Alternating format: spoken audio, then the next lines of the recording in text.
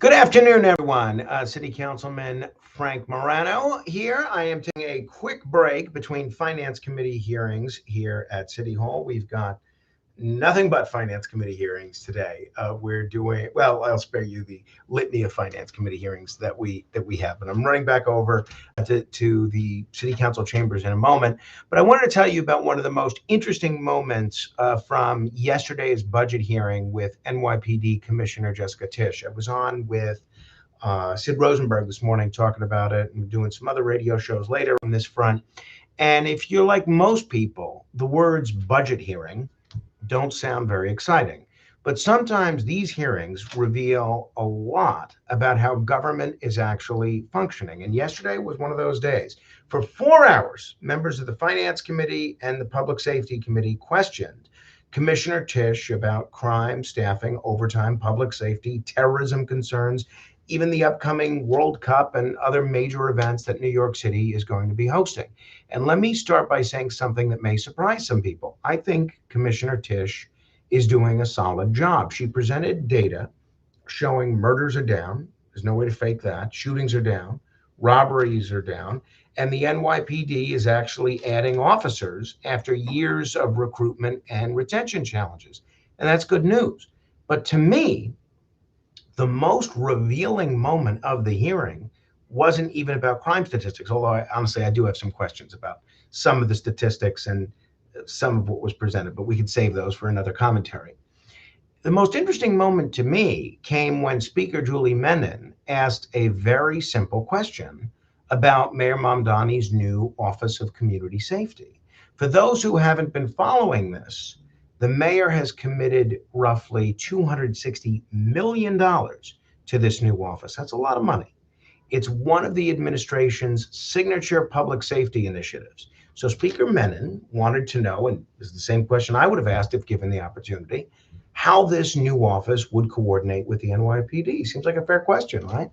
After all, if you're creating a new public safety bureaucracy and spending hundreds of millions of taxpayer dollars, you'd expect there to be a clear plan for how it interacts with the police department.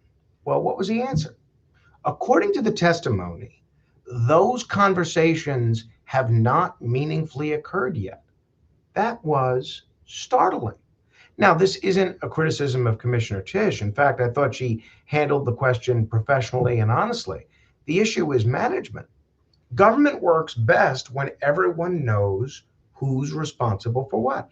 If you're creating a $250 million public safety initiative, you shouldn't be figuring out basic coordination after the fact. You should figure it out before the money is spent. And I think Speaker Menon deserves some credit here. This is exactly why legislative oversight makes a difference.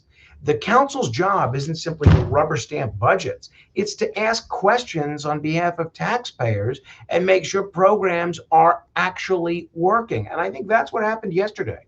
Another issue that came up involved hate crime statistics.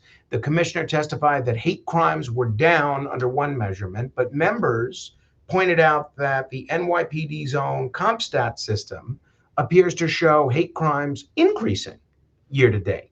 And you could look this up for yourself. Again, I think New Yorkers deserve a bit of clarity, particularly at a time when anti-Semitic incidents remain a major concern throughout the city. At the end of the day, my takeaway is pretty straightforward. I think Commissioner Tisch is doing a good job leading the NYPD. I think Speaker Menon did a good job conducting oversight.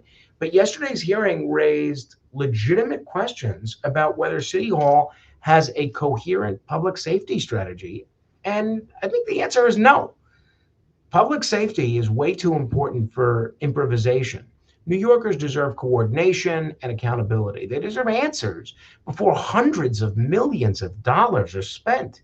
Anyway, that's my report from City Hall. I've got to get back across the street for the next hearing. Let me know what you think in the comments. And if you enjoy these behind the scenes updates from City Hall, please subscribe, share this video, and follow along. Thank you for watching.